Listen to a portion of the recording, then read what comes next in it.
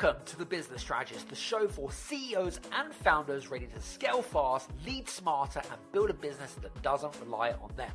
I'm Adam Strong, award-winning strategist, former elite athlete, international speaker, and 3 times best-selling author. After 3 decades in business, I know exactly what it takes to grow, scale, and exit with impact. Each week, I dive into real conversations with industry experts, bold entrepreneurs, and clients navigating the uphill struggles of business, giving you the tools and the strategies to create more profit, more freedom, and more impact. Let's get into it. What if the fastest way to scale your business this year is to let other people sell your intellectual property for you? You know, you may be offering a one-to-one service or a VIP service, and you're trying to think to yourself, well, how can I scale this to the next level? Then this episode is definitely for you guys. I've brought back my really good friend, April Beach. April came on the show, when was it? August of 23, so a long time ago. And for context, April is a licensing specialist. She's created a framework around this. And she's been teaching a lot of leaders, thought leaders, influencers, and so forth around this whole ideology of how to monetize and productize your intellectual property so you can turn it into courses, you can turn it into frameworks. She's a best-selling author. She is an absolute ball to speak to. We could speak to about things for hours. And you know what? I'm a big fan as well. So I'll be open and honest. So without further ado, April, welcome to the show. Thank you so much. Yes, we almost didn't get here. We almost didn't hit record because we just love talking so That's much. true. So thank you for having me. I'm so excited for our listeners today because for you guys, and I always say this at the very beginning, right? Make sure you got your notebook and pen handy because this is a slightly different episode from what we normally do because we do a lot of stuff on leadership. We do a lot of stuff on mindset, April and stuff, but this is a subject matter that not many people have an expertise in, which is all around the whole kind of licensing ideology. And really, it was actually through you that kind of instigated the new ideas about this licensing. But for you guys that are listening in, by the way, make sure you got a notebook and pen handy because hopefully it's going to give you some new ideas and new epiphanies, especially moving into the new year, depending on when you're listening to this, of course. April doesn't know this, by the way, but I'm going to spring it upon her, right? She's going to be coaching me towards the end, okay? And because she knows some of the plans, well, we haven't spoken in a while, so she doesn't quite know what the things are happening right now. But I want you to imagine that she's coaching you. So I want you to imagine that she's sitting on the same sofa next to you and coaching through this concerns, your fears, whatever it is, and any questions that you have around licensing. So let's jump straight in, April. One of the things I really struggled with was this kind of ideology of I'd been delivering a certain model that was working for me. And I know that a lot of our listeners are in professional services. They're trading time for dollars, trading time for pounds. There's then a capacity issue. So when you start hitting that capacity, how can you then take that model and try to scale it? It's very difficult, isn't it? How does licensing fix that problem? Right. So there's actually, in my mind, a step-by-step process to growing and scaling a business. So what we all know is what you're saying. It's the initial launch of your programs and services, usually in a higher end VIP, sometimes one-on-one, sometimes done with you or for you type of service. And if a lot of your listeners are in that space where if that's your model, let's just say that's our starting point. Typically speaking, and what's all over the internet and has been taught for over a decade is in the next step after that, which is scale, is usually launching a course or launching a membership or launching a mastermind. Those things are very, very well known. Yeah. What I'm talking about is what comes after that. It's step number 3 that I call amplify. So it's after you have done all the things, after you've launched the service.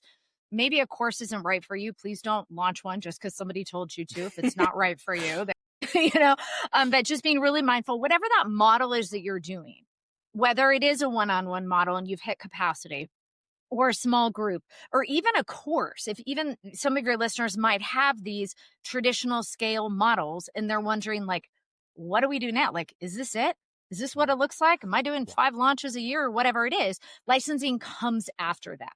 So it comes after you have done your thing, proven your process, and you want to know what comes next, whether that is a course or membership, or we just go from a one-on-one service into a licensing model. Both of them are possible.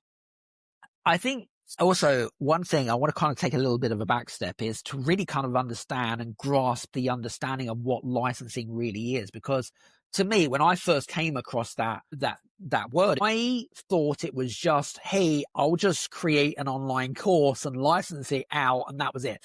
That was literally my knowledge base of what licensing is. But what is it really, April? Give us some context. Yeah, I love that. Yes, let's start here. So the type of licensing that most people are familiar with is like music licensing or brand licensing, or if your kid has like a Mickey Mouse backpack, we license the visual of that.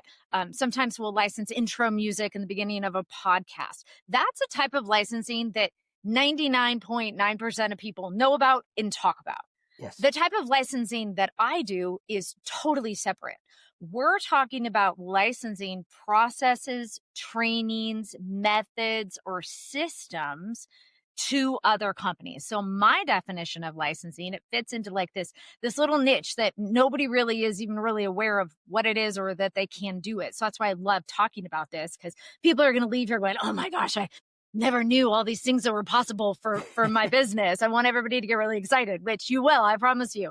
So what we're doing is we are taking your proven method, process, training, or service, and we are allowing other companies to do two things with it. They can either resell it, if you will, or license it as a forward-facing product, or in a lot of cases, they could bring your training on board just for their teams. So they're going to either use it externally for something, add it to maybe some other services they have and augment their other services with it. Or if you are like a sales expertise or wherever it may be, they may bring your training internally to actually train their teams on it. So my definition is that when we do this, yes, it is so that by doing this, we help the company that licensed your material provide a better service or provide a better training or provide an elevated experience. We want to help your licensee increase their sales or save on a loss. Everything is about how we can help the other company with what you have. And when we lead it in a forward facing, how can what I have help you do, deliver whatever it is better to your teams or to your clients? That's when we know that we've won with licensing. And that's the type of licensing that I talk about. So, and I think you've really hit a good point there. And one thing that I'll add to that, and one thing that I have found with licensing in particular, is that it also can create a unique selling proposition or a positioning tool. Because licensing to me is a, you've got companies, you've got individuals that have huge authority, but generally what they lack is positioning. Because if you have authority plus positioning, generally that gives you trust, it gives you credibility, but more importantly, it gives you gravitas. I don't know if you agree on that. Mm-hmm. I do agree with that. Good stuff. When you have interactions, especially with thought leaders and so forth that have been doing their thing for quite a significant amount of years, and you'll have a lot of those conversations, what are the common concerns or the resistance that comes from them with regards to licensing? So they've obviously approached you and they're like, yeah, I'm interested in this. Where does that resistance come from? What is it that they're trying to figure out? What they have in terms of their IP framework process, they don't feel like there's any value to it. What are some of the objections? And let's go through that. Right. Okay. So there are actually two different objection levels. Yep. So if I can speak to those. Sure. So we have the really well-established thought leader, household name, all of us know who they are, and I can talk about their objections next. But let's talk about the objections of the 6-7 figure person who has an established business who wants to get into licensing.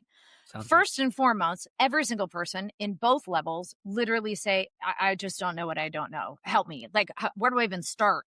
What do I release? And there's always questions around like, what do we have and who should we license this to? That's common. And that's just not knowing yet. And those things are easy to get through with some education and some licensing IQ. But those common objections with this level, with the leader, with the established business leader, is exactly what you said. Is it good enough? Yeah. Why would somebody want this from me? Who on earth would buy this or license it? Why do companies spend money on this? And so that is what everybody's thinking. Other objections are, I've never worked in corporate before, so can I actually sell a program to corporate? Or I have, never, I'm not a university professor, so would a university really want my post-grad training program to help business professionals, whatever it is? It comes from the unknown. We, obviously, as human beings, have a tendency to fear the unknown. And so because it is an unknown territory, it just means that we don't have enough information on it. And that it really comes with education and understanding what actually makes a program valuable, period, across the board. And then what makes it valuable to other companies or industries. Those are two really important things that we want to identify. Is it by itself valuable? And then why would it be valuable to a university or a banking corporation or a nonprofit? So basically what you're saying is that in order to overcome that, and obviously you are educating them on the benefits and so forth, but there needs to be some sort of strategic and mindset shift that needs to happen on their part in order to fulfill and to kind of justify to themselves, if that makes sense. Right. And that mindset shift comes from understanding the facts. Yes. Yes. I can get that. And also, I don't know about you, but this is something that kind of came up when I was kind of contemplating on this whole ideology of licensing. Is that, and again, maybe this is a common objection from conversations, but I felt like back 3 years ago, before I'd even discovered licensing, and when we had these initial conversations, I didn't want to alienate the people that I was working with. And so I had this kind of call it fear factor if you want to call it that, right? Where, hey, so I'm comfortable. I've got my business. It's making a lot of money for me. Why do I need to shift to licensing? And it's kind of theoretically, it made sense, right? But reality was do I want to go there? Yeah. Okay.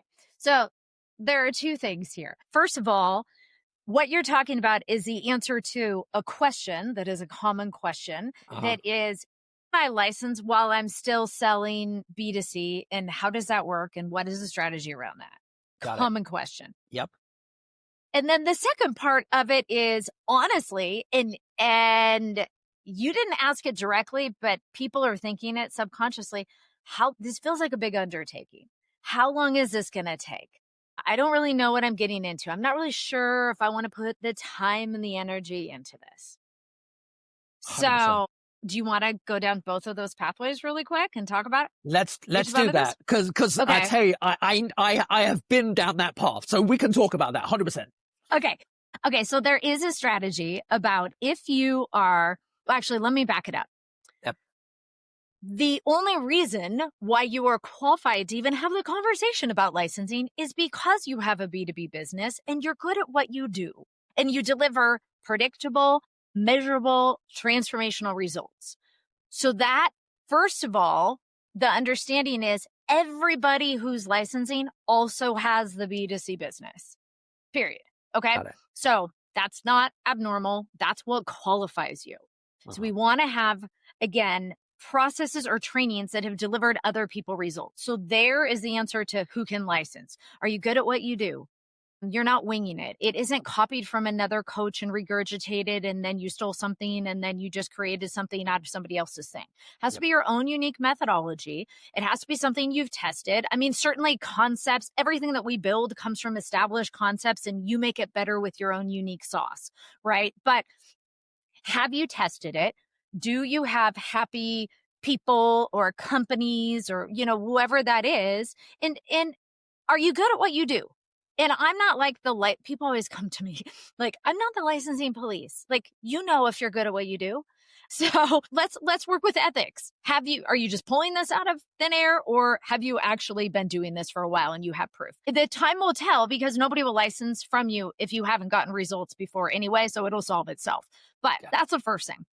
So being that, of course, everybody here has, and even if you haven't tested it for as long as you might want to, we're all given a unique genius that is a process, system, training, method, service, whatever. Everybody has their own unique secret sauce. I personally believe that.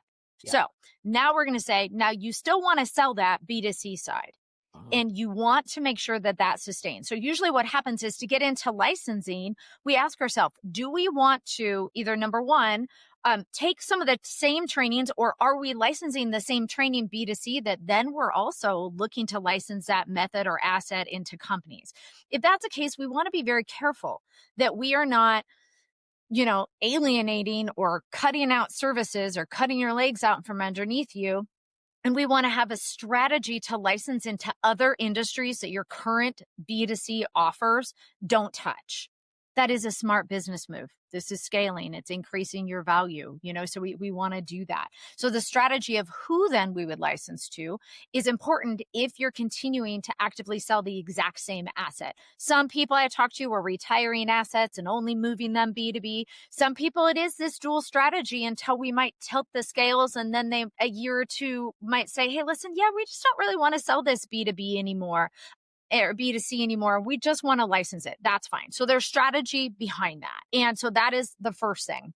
And then the second thing is that I know I wanted to go to like the mindset of the actual leader, in like the established, well-known thought leader as well. So hopefully everybody feels good about there is a B2C strategy, and just, don't shoot yourself in the foot, and make sure you have good contact. And then I'm going to talk about how long it takes here in a minute. But I just want to go back to that 7, 8, 9-figure leader, where I'll talk to them and they have like 20, 30 years of assets, so many assets.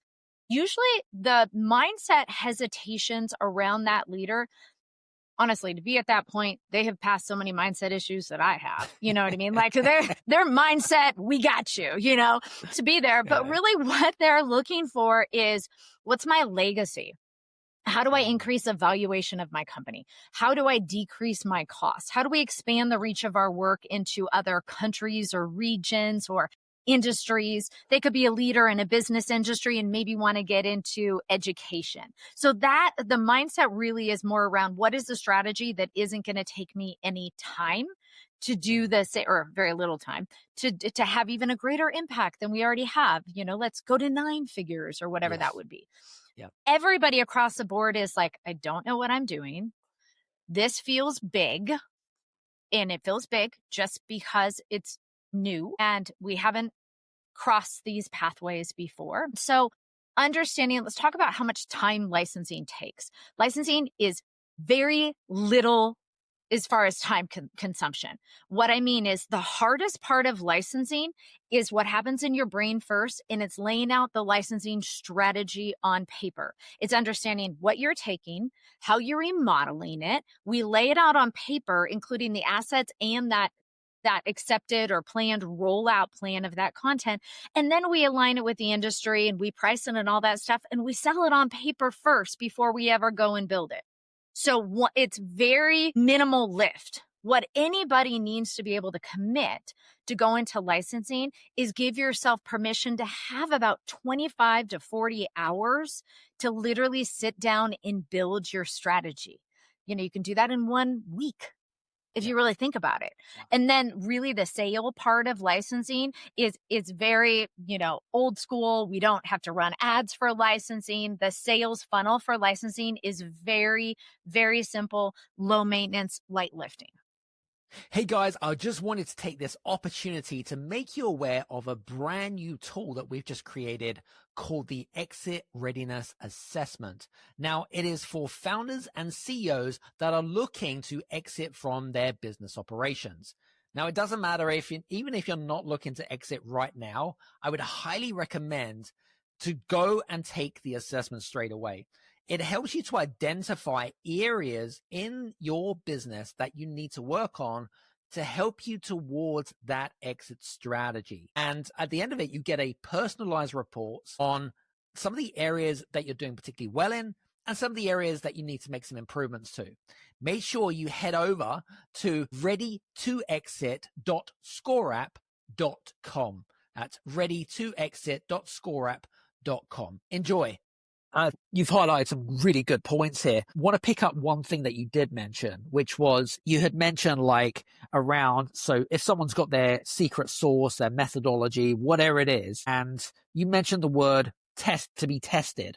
Now, if you've got, should we say, I don't know, framework, process, whatever that might be, and you want to license that out and you haven't, should we say, I wouldn't say tested it, but you've got a huge amount of testimonials or social proof with clients that you have worked with in the past, does that count or does it have to be separately?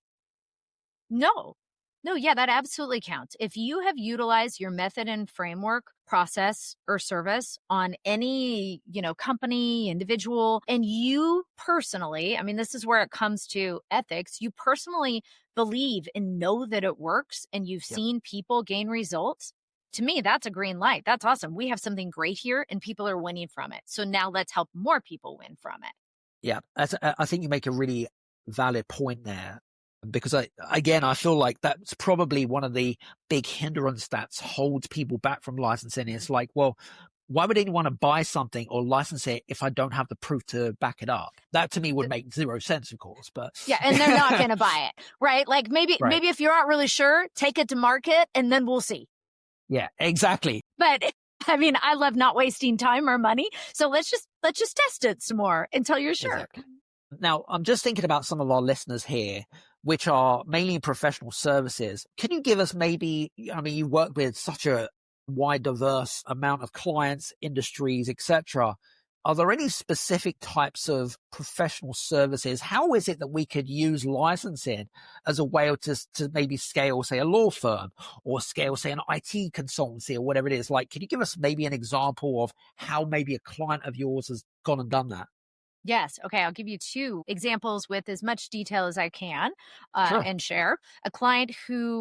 Former client who is a CPA, and they have a very unique process. And their process goes a little bit beyond just regular CPA services into some of the other solutions that they provide. And they created a very unique, how should we reference it? It's almost like an intake process or a flow that they went through, call it like an assessment. Okay, and then that unique assessment, we can license that. That is a process. That is a method. So pause everybody here for a moment and realize it's not just trainings or courses that we license.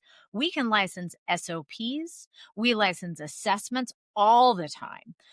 These are things that are very, very helpful. They're smaller licensing deals. We're not going to license them for $1 million, but who cares? Let's do 10 of them for 10,000 a short period of time. And that sounds good to a lot of people, and they went through and they built this assessment, tested it within their own organization, and then license it to other organizations.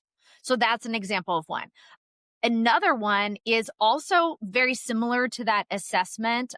She's so unique in what she does. I have to be careful not to give away too many details, but she is a designer of sorts, like in the fashion space. Very well known, but her company goes into certain places and does design services. And it's very expensive to work with her. And they wanted to provide more services to other businesses, frankly, that couldn't afford to work with them. So it's not always, this next level thing. It could be, hey, let's increase our sales by hitting an audience that really couldn't afford us. And so it's licensing her methodology in what they do for others. It's a little bit different. It's never, and this is why that beat us, what we're still selling versus what we're licensing. We need to have some strategy. It's never going to compete with hiring her and working directly with her, but we've been able to take parts of certain processes and license them to like a DIY version. And Got that it. saves from having other organizations have to pay to bring her teams on site. I think it's a great idea. I think you made a really valid point at the very beginning where, especially if you are working, especially in services, actually, you've got done for you, which is normally top premium, top dollar, 50-50. And then you've got kind of the DIY model, which is what you were saying around licensing as well, which I think is a great idea. Where does niching come into this? How important is niching as part of licensing? And does it make it easier to license a particular product framework to a particular niche? Or Yeah, so this is actually really balanced. What we know is we want to sell something that companies already know they're looking for. okay, So products that aren't super niche are always sellable. So there's always like sales and marketing systems and AI now, which is also not niche anymore. There are companies that are out there. If we have something that company knows they already need help with it, which is usually like, these top areas where everybody knows they want to spend money, then those things license really well because they're top of the mind for organizations to bring in. But then there's this separate side of it that is very niche. So I have clients who are neuroscientists, for example, and they specialize in like wellness and sleep and all these other things. And they're so niche that the way they bring their systems into companies is much more specific in their methodology. And when we do that, we need to find the companies that value that niche. I'll give you another example. I just got off a sales call this morning from a woman or with a woman that's also like, she's just brilliant. She's 80 years old. This is one of those people that just has wow. tons of stuff, right? And she's like, what's my legacy? What am I going to do with all this next? But she's in the spiritual space. Okay. And what she does it can go into teams, right? And our conversation was, in order for this to sell on a corporate side, you need to find the companies that value that. Yes. And so the ones that do, you're a shoe in, we win, but it's not every company. So it really depends. So both sides. I've worked with very, very niche clients and then very general, here's our, winning sales process. Take your teams all through this. Got it. Love that. Some good stuff. One thing that came to my mind, because there's different licensing models, isn't there? And which we haven't yet discovered. Talk us through the different models that people, because I always find that when like we spoke about at the very beginning, is that we think licensing is some sort of course or whatever it is, but actually it's much more than that, isn't it? What's the different licensing models, number one, but how do we know which licensing model is going to fit to what we actually want to deliver? Yes. Oh, wow. Okay. So I will provide as much clarity on that as I can because it's different for every single company. That's a big part of like the deep work we do is to find that connection. But I'm going to give you guys a framework so you can start thinking about it. So first of all, the most common things people think about in licensing is like, what's a train the trainer? Is that licensing? So a couple models are just what I call straight license, where we zip up a training or process or SOP or whatever it is. We release it into a company.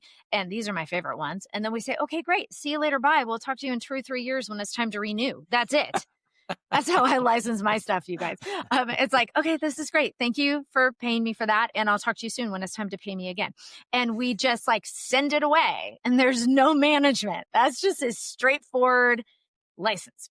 Love it. Now, on top of that, there is like a train the trainer model. What if we want to have this release and then there's a model where they might want a facilitator or somebody to oversee their employees or to deliver your content. So that's another model that's really common. That model also, so if anybody's here and they're thinking, wow, maybe I can license to like a university, that would fit into kind of that train the trainer model because we're equipping a professor or a teacher to facilitate your program. So still within that same model. And then there are also licensing models with certifications. So certifications are anybody with a certification.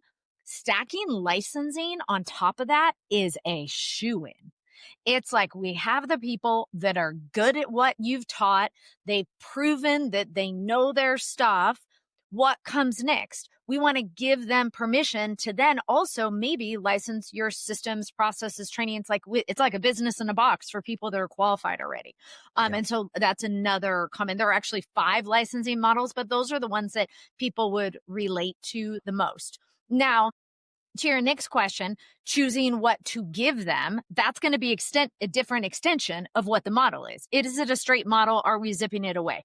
Do we need leadership materials as well to go with that or not? Is there a certification protocol that we're requiring if, let's say, a company is releasing the content?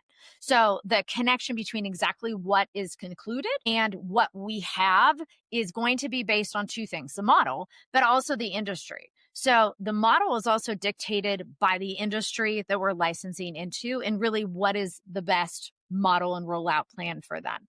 And the last thing I will say to that, however, is it's just becoming even more clear this year, especially. We've all felt it, so we're just going to say it. It's been like a really kind of weird economy. Things aren't really moving a lot. Everybody has a lot of money, you guys. They just aren't really sure what they want to do with it right now. Companies are the same. Okay, so if this drops like towards the end of when we're talking about the year, but this is a really good rule of thumb whenever you're listening to this episode. We don't want to give them everything in the kitchen sink. With licensing, less is more. So if you have a program, let's say it has all these trainings and all these systems, typically speaking, if we were to take that whole exact program and present it to a corporation, they're like, wow, dude, that is way too much. We can't onboard that. This is an overkill.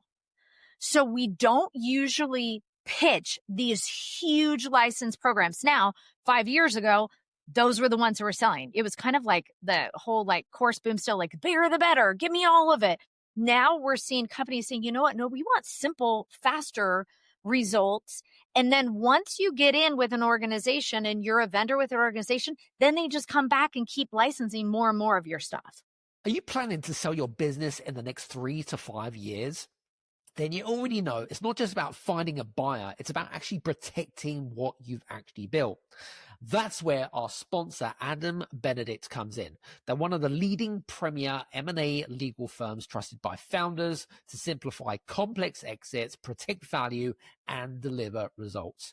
And if you want a smart, smoother, and strategic exit, visit adambenedict.co.uk. I like that. Yeah, I wrote that down. Actually, that was a really good point. Actually, simple and faster.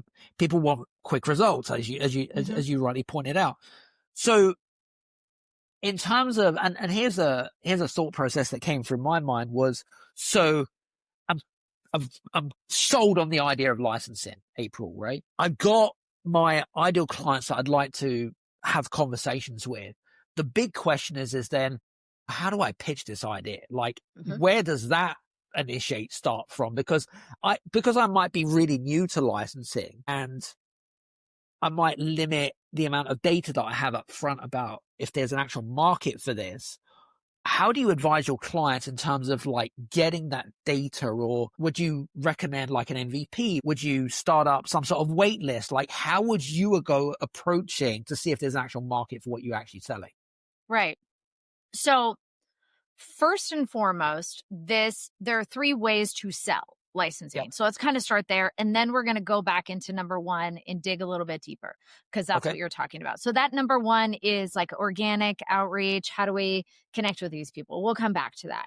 Number 2 is actually speaking or teaching workshops. So people that, and these don't have to be huge stages, but people that have a process and they love to go into either of their companies or talk on a certain process or a training or a workshop, licensing is we actually have a process that we actually sell a license program on the backside of that.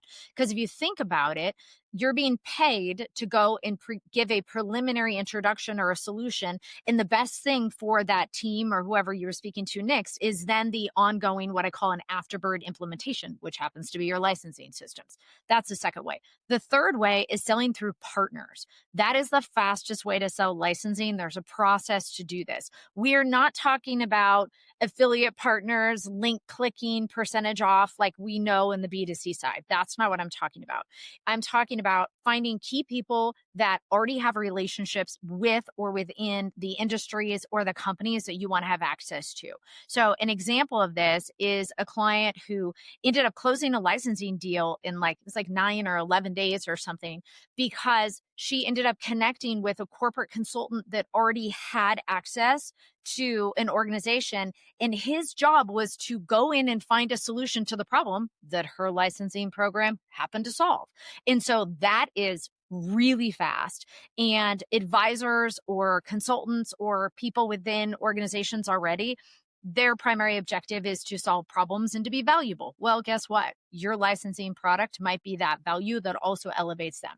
So I love selling the fast way. I personally don't feel like selling anything myself. And so I'm always like, how can somebody else sell this for me? I'm going surfing. You know what I mean? That's just what I want to do. Right.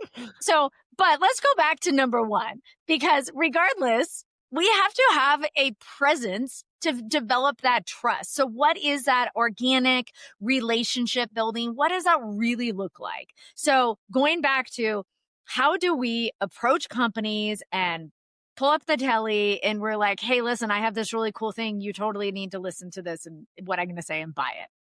Well, that is constantly changing. It actually changes so much that I have sales experts on my team that actually work with our clients that have these different niche sales processes. But overall, and you don't have to have an expert to do this. I'm going to teach you how to do this. I just like being an over deliverer to people. And I also don't like to sell myself. So I appreciate these people.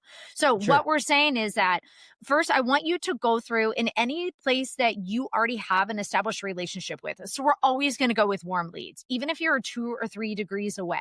Who do you know that might know somebody? If we're talking about a LinkedIn strategy, which is a very popular strategy for developing thought leadership and licensing, who do you know that knows somebody else and knows somebody else that we can share what you do and provide an introduction? That is certainly one way.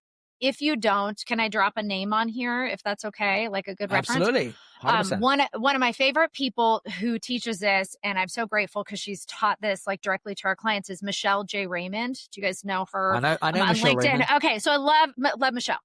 Following somebody like Michelle and diving into understanding her relationship building and trust building strategies is what I would do, and just kind of understand and pull from them as far as from a LinkedIn standpoint goes. But what we're looking for is just starting conversations. We just want to start conversations. So we're going to go the warm route, but now let's go the cold route. How do we start cold conversations so somebody has no idea who you are? So certainly with licensing, we don't run ads.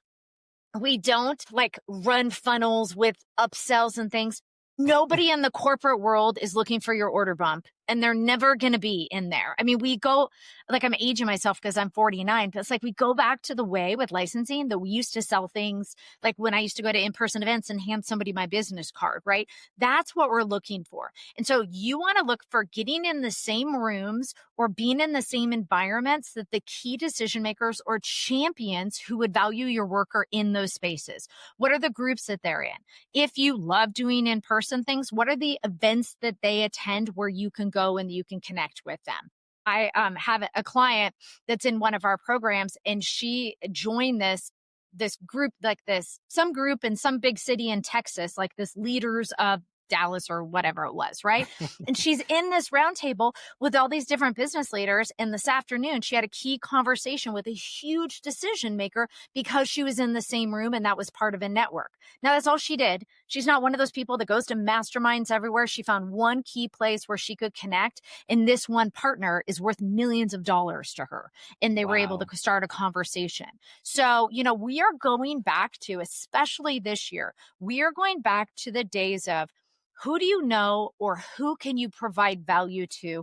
Whose hand can you shake? And it's really, really interesting because this is where people are going to get uncomfortable, because a lot of people who've been in business for especially the last 10 years, maybe there's a little, and I'm not saying this everybody, but there might be a little bit of kind of hiding behind the funnels, or our copywriting needs to be good. When we're talking about this is either somebody on your team, if you're like me, because I don't prefer to do these things myself, so it doesn't have to be you, or you being able to articulate and say, hey, I'm April, and I'm so excited to meet you and hear about what you do, because guess what? I have these amazing tools that could be very helpful for your team to save money or increase cost. And you say the 2 pain points and you start a conversation. So we are going back to the talent or the gift or whatever it is of communication. And so again, partners sell fastest. If you don't want to be this front runner communicator, speaking, webinars, roundtables, fireside chats, it doesn't have to be in person. Any sort of events where you're bringing together key people that could build relationships to pour into them, provide solutions. And then, of course, there's the old school shaking hands and kissing babies. Ladies and gents, by the way, that was the fastest masterclass in lead gen that you will ever find. So I just wanted to say that, right? So big up for April Beach, by the way. That was amazing. I love that. And I think that for you guys that are listening in, by the way, this should give you so many different ideas. Like seriously, unbelievable. Love it. Listen, I know that we're coming towards the end of our conversation, but I want to make sure that we squeeze in some fun time. So what I was going to say to you is we always have, and this is something that we have never done, by the way, me and you, but about, I don't know, sitting up straighter. I feel like I need to be, I was sitting crisscross applesauce. I feel like I need to be sitting up. When the holidays start to feel a bit repetitive, reach for a Sprite Winter Spiced Cranberry and put your twist on tradition. A bold cranberry and winter spice flavor fusion, Sprite Winter Spiced Cranberry is a refreshing way to shake things up this sipping season. And only for a limited time. Sprite, obey your thirst. Sitting straighter for this. Okay. Absolutely. So for you guys, as you guys know, if you are a regular listener, what we tend to do is when we bring on a thought leader, right, or an expert onto the podcast, I get them to coach me. So we're going to have a bit of fun now. April kind of knows what I've been, but not really because we haven't spoken in a long while. So I'm going to get her go into coaching mode with me. She's going to do me. And I want you to imagine that you're being coached by her. All right. So this is very important. Make notes. That's whatever. Definitely. Stop what you're doing in the gym. Stop what you're doing in the car. Pull over, whatever the hell. Just make notes. All right. Timestamp. 43 minutes or whatever. Exactly. So make note of that. This. So where should we start on the coaching side of stuff, April? Where do you want to go with this? So first I want to know what your vision is 10, 20 years from now for this work. This is really important. Yeah. Because of the fact that with licensing, I've licensed my stuff for 17 years. With licensing, we can create change for decades and decades to come. But also with licensing, once we put it out there, we don't get to take it back. So this strategy is the most important thing. So where do you see where do you want your work? And I need to know, because you and I, we're friends, right? I need to know what you want your lifestyle to look like as well, because then we'll reverse engineer that into the model as well. So share me those things. Great question. So I think for me, and as you know, I've been doing this for a long time, right? A very long time. So I've been going through and some of you listeners will know this. I've gone through some massive shifts in the last 12 months, like huge. And I feel like in answering your question, one of the things that I really want to be known for is helping more baby boomers scale and exit their business. That's what I want to be known for.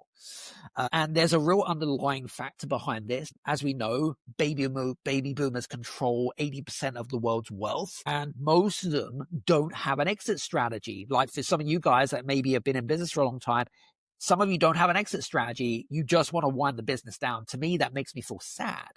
And I feel there's a real opportunity where, hey, I want to be known to help these guys, empower them and say, you know what, there's a better way. You have an asset. Like use this as your pension pot, whatever it is. I want to help you guys. So that's kind of where I see myself in the next 10, 20 years. Okay. Do your clients ideally, do they really want to sell or exit, or are they just folding it in and we're just looking for another option? Talk to me a little bit more about that. It's a great question. I think from my perspective is that because they've been in what I call operator mode for such a while, they don't know what other options are. They don't know what an exit is. One of the big things that I have found, especially personally, is knowing what that identity shift is. once they've exited their business. Like, what does that ideal life look like? What does that dream lifestyle look like? And I think if you've been doing something for so long, you're kind of in this comfort zone. It's kind of like Groundhog Day, where you've been in operating mode for such a long time, is that you just don't know what that life looks like. And so there's a real struggle that they really, in hindsight, really struggle to know what that exit is. So in hindsight is, yes, they'd like to exit, but they may feel, because they've been doing it for so long, they don't see value in what they do. They don't believe they do have an asset, and they don't believe that people reward their hard graft after 35 years. Okay. Tell me about your process without Sure. obviously sharing too much here. What's your unique process or method in what you do? Sure. So I've created a framework to be able to help what I call pre-exit founders to be able to walk them through the 3 stages of exiting their business. Okay. So I've created the framework stages 1 and 2 because I specialize in the pre-exit stuff, which is normally someone that's thinking about exiting a business generally, but they're not ready for the next maybe 2 or 3 years, or they don't have their kitchen in order to be able to do that. Okay. Talk to me about what you want this to look like for you. You shared what helping your clients look like, but what do you want your time, life, work, when we're looking even like 5 years from now, what's a perfect week look like for you? Who do you want to be connecting with? Where do you want your time to be spent? What sort of involvement with these clients do you want to have? I've been developing this particular framework, but it's 33 years of my best work ever. So it's kind of like the masterpiece for me. And as you know, it's expensive to work with me. It's not cheap, right? It's same for you. That's not cheap. And a lot of people can't afford me. I've identified a number of industries that take part of that, what I call exit process. So it could be corporate finance, it could be accountancy, it could be legal. They're all part of what I call moving machine, but there's a lot of components, a lot of parts that need to go in order to make that transition smooth for the founder. You'll know this because you've exited your business yourself. Mm-hmm. And so for me, what is my ideal work? I only want to work with the very few people that want to, the legal firms more specifically, that want to create a unique selling proposition. They want to increase revenue, but they also are driven by change as well. So they know that they're changing, they're chasing transactions. They all want mergers and acquisitions deals. Mm-hmm. But the challenge is that everyone wants mergers and acquisitions deals. They're coming in at the very, very end, whereas I can provide a framework which attracts founders that are not quite ready to exit their business, but could be ready in the next 2 to 3 years. Mm-hmm. Mm-hmm. Okay. So here are answer me again. What sort of time capacity are we looking at as far as how involved do you want to be with these businesses 3 to 5 years? Do you love spending time with them? Do you want to provide advisory services? Or are you really looking for, like what we were talking about, something that could be more of a straight license, see you later, bye? Yeah, I think for me is that I'm thinking license with some sort of certification or a train-the-trainer model, and I'll be working directly with the corporate teams. So they law school didn't teach them marketing or business acumen, of course, but I want to provide them with an extra artillery to their war chest that provides them with not just legal resources and legal stuff, which is what they've already been trained to do. I want to provide them with a framework that helps them to go from lawyer to advisor. Right. Perfect. Okay. You ready? Yep. Okay. So my recommendation is going to be that you license your framework process.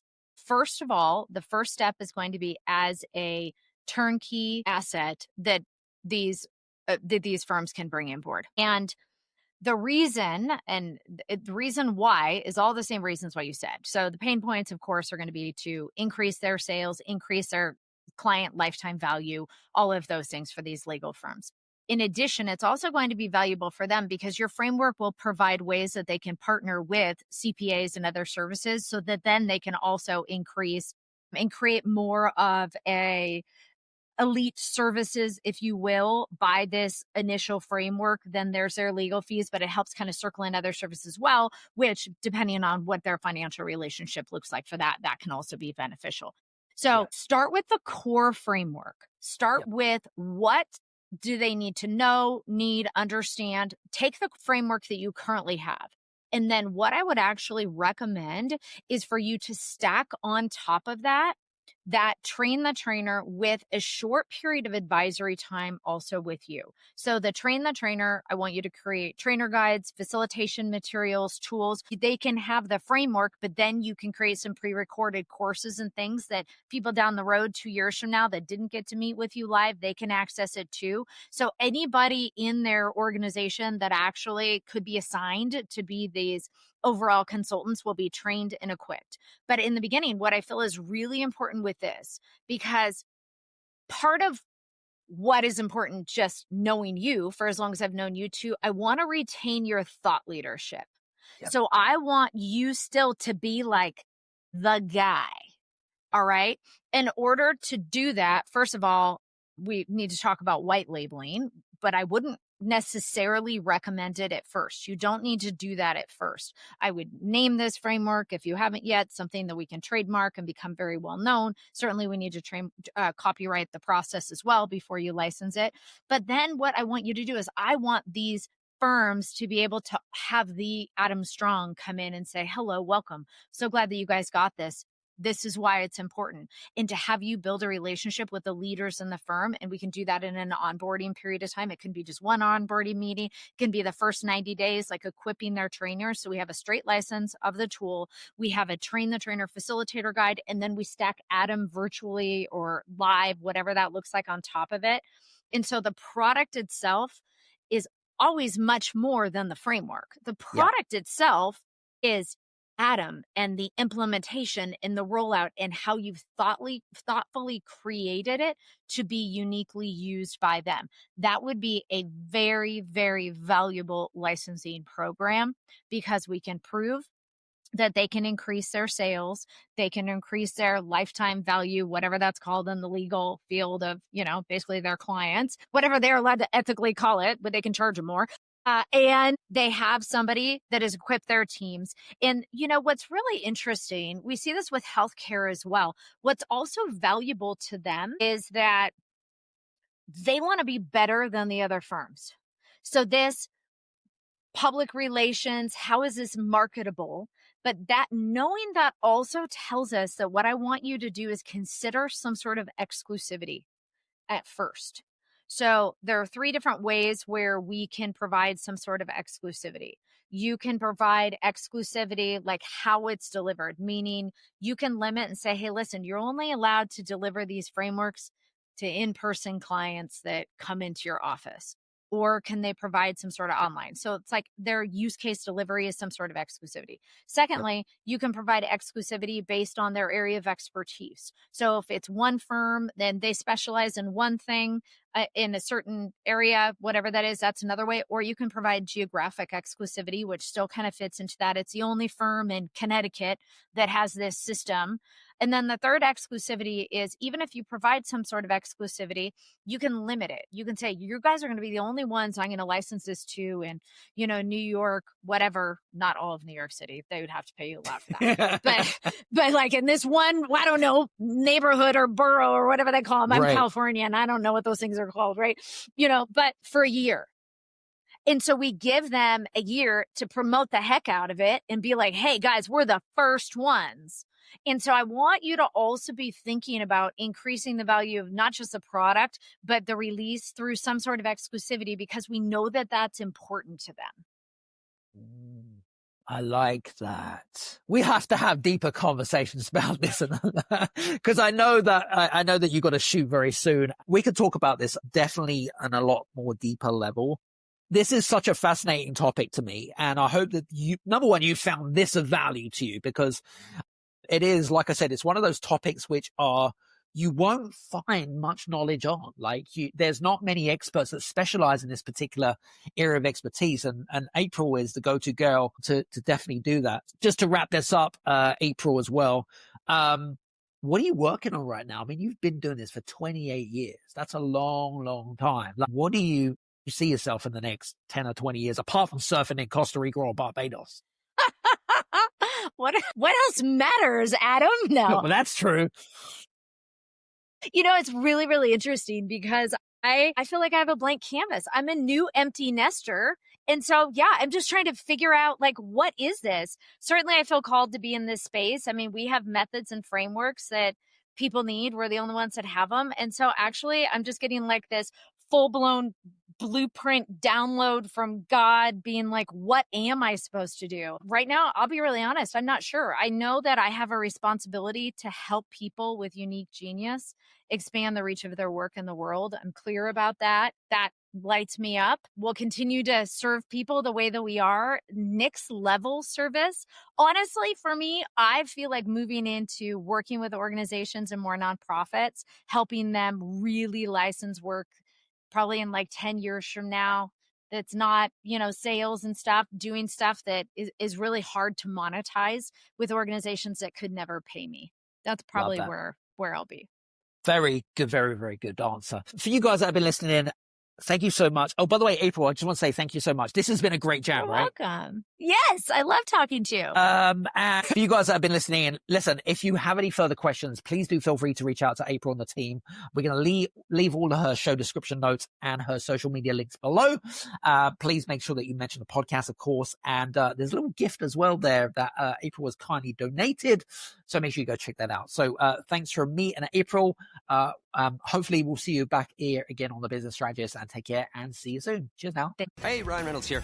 Wishing you a very happy half-off holiday, because right now Mint Mobile is offering you the gift of 50% off unlimited. To be clear, that's half price, not half the service. And Mint is still premium unlimited wireless for a great price. So that means a half day. Yeah? Give it a try at mintmobile.com/switch. Upfront payment of $45 for 3-month plan, equivalent to $15 per month required. New customer offer for first 3 months only. Speed slow after 35 gigabytes if network's busy. Taxes and fees extra. See mintmobile.com.